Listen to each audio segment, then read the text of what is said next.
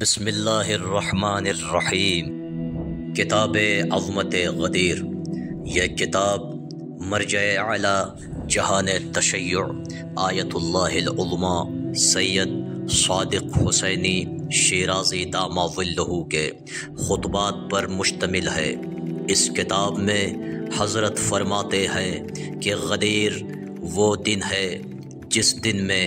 نبی کریم صلی اللہ علیہ وآلہ وسلم نے امیر المؤمنین حضرت علی بن ابی طالب علیہ السلام کو اپنا وصی، خلیفہ، ولی اور امام مقرر کیا۔ پھر امیر المؤمنین حضرت علی بن ابی طالب علیہ السلام کی ولایت کے اثبات پر انہوں نے خطبہ غدیر، آیت تبلیغ اور آیت ولایت کو بیان فرمایا اور فرماتے ہیں کہ عید غدیر اکمال دین اور اتمام نعمت کا دن ہے۔ پھر حضرت نے عید کی شرعی حیثیت بیان فرمائی اور فرمایا کہ اسلام میں سب سے بڑی عید عید غدیر ہے۔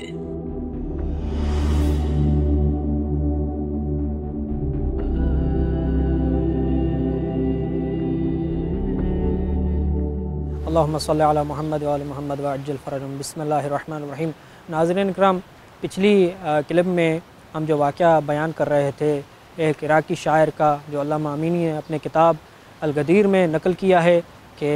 یہ شاعر جس کا تخلص خلیعی یا خلعی ہے، جمال الدین خلیعی،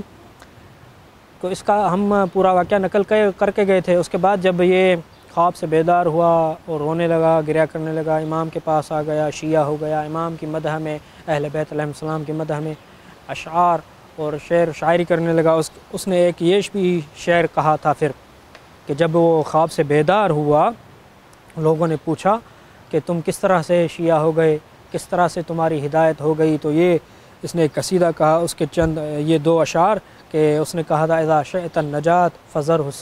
حسینہ، اگر تم نجات چاہتے ہو تو حسین کی زیارت کرو، لکے تلقل الہ قریر عین، تاکہ تم بروز محشر اللہ سے اگر مل سکو تو تمہاری آنکھوں کو ٹھنڈک محسوس ہو، یعنی تمہیں عذاب نہ ہو۔ اور پھر کہتا ہے فإن الناس لیس تمس جسما، کہ بتحقیق جہنم کی آگ اس جسم کو ٹچ بھی نہیں کر سکتی، اس جسم کو مس بھی نہیں کر سکتی، علیہ غبار زوار حسین، جس کے اوپر زائرین سید الشہداء امام حسین علیہ السلام کی قدموں کی دھول ہو، مٹی ہو۔ اس سے آپ اندازہ لگائیں کہ جس شخص پر یا جس انسان پر زائرین سید الشہداء کے قدموں کی دھول ہو، اس انسان کو جہنم کی آگ ٹچ اور مس نہیں کر سکتی۔ تو وہ انسان جو ہزاروں شیعہ، ہزاروں لاکھوں بلکہ کروڑوں مومنین جو کربلا میں آ کر سید الشہداء کی عشق اور محبت سے زیارت کرنے کے بعد کربلا کی تربت میں گرد آلود ہو کر واپس جاتے ہیں، یہاں تک نہ فقط کربلا کی دھول اور مٹی سے گرد آلود ہوتے ہیں بلکہ کربلا کی مٹی کو خاک شفا کے طور پر اپنے ساتھ ہدیہ اور تحفے کے طور پر لے کے جاتے ہیں، تو کس طرح ہو سکتا ہے کہ ان کو عذاب ہو یا ان کو عذاب کے فرشتے ان کو جہنم میں ڈالیں؟ بعید ہے یہ بات کہ اللہ تعالیٰ ایسے مومنین کو جہنم کا عذاب دے یا آگ کا عذاب دے۔ اس کے بعد علامہ امینی نے اس واقعے کو نقل کرنے کے بعد یہ بھی نقل کیا ہے کہ جمال الدین خلیعی شیعہ ہو گیا، اس نے قصیدے کہے، بڑے بڑے اہل بیت علیہ السلام کے مرثیے کہے۔ تو اسی کے زمانے میں ایک دوسرا ابو حماد یا ابن حماد نامی شاعر تھا جو جدی پشتی شیعہ تھا، یعنی جو خلیعی تھا اس کے والدین تو ہم نے بتا دیا کہ ناسبی تھے، لیکن یہ جو شاعر تھا یہ جدی پشتی شیعہ تھا۔ یہ دونوں ایک دوسرے پر مفاخرہ کرتے تھے، اشعار کے ذریعے سے اہل بیت علیہ السلام کے مدح میں جو یہ بیت اور قصیدے کہتے تھے ان کے ذریعے سے ایک دوسرے پر مفاخرہ اور فخر و مباحات کرتے تھے۔ تو ایک دفعہ انہوں نے یہ پروگرام کیا کہ دیکھتے ہیں کون زیادہ افضل ہے، تو انہوں نے ایک کاغذ پر قصیدہ یا کوئی شعر یا بیت مولا کی مدح میں لکھ کر مولا امیر المومنین کی زری میں ڈال دیا۔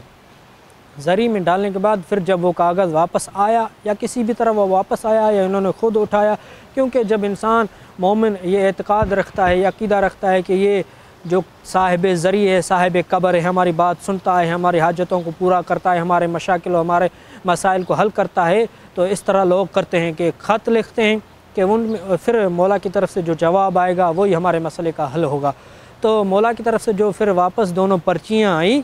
तो जो जिसके वालिदैन पहले नासबी थे, खलीई, उसके वर्के पर ये लिख कर सोन के पानी से ये लिख कर आया कि अहसनत। लेकिन जो जद्दी पुश्ती शिया था उसके कागज़ पर चांदी के पानी से लिख कर आया अहसन। यानी मौला दोनों को नाराज़ भी नहीं करना चाहते और दोनों को अपना समझ रहे हैं, दोनों को दाद तहसीन दे रहे हैं, लेकिन खली को सोने के पानी से लिख कर दिया, जो जद्दी पुश्ती शिया था अबू हम्माद उसको चांदी के पानी से लिख कर दिया। अब जो अबू हम्माद जो जद्दी पुश्ती शिया था उसने जब पर्ची देखी तो वो थोड़ा मायूस हो गया और सोचने लगा कि इस तरह क्यों हुआ। लेकिन जब वो रात को सोया, ख्वाब में देखता है अमीर अल-मोमिनीन को और अमीर अल-मोमिनीन से पूछता है, अमीर अल-मोमिनीन को अर्ज़ करता है, मौला मैं तो जद्दी पुश्ती आपका शिया हूँ, मैं पैदाइशी आपका शिया हूँ, तो आपने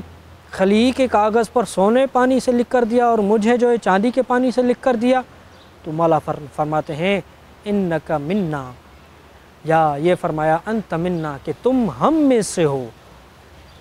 इस फ़कत ये मौला ने फरमाया, उससे वो समझ गया कि वाक़अन वो क्योंकि मेहमान था, यानी नया आया हुआ था और दूसरे मज़हब से कन्वर्ट होकर आया था, उसको ज़ाहिर सी बात है थोड़ी दाद जो देनी थी बढ़ कर देनी थी, उसको हौसला अफजाई करनी थी, उसको मायूस नहीं करना था, उसको पुरुम्मीद करना था, उसको ज़्यादा ही कुछ इनामात देने थे ताकि वो उसका अक़ीदा मज़बूत हो, ताकि वो हमेशा के लिए शियाई रहे, मुहिब अहल बैत अलैहिस्सलाम रहे,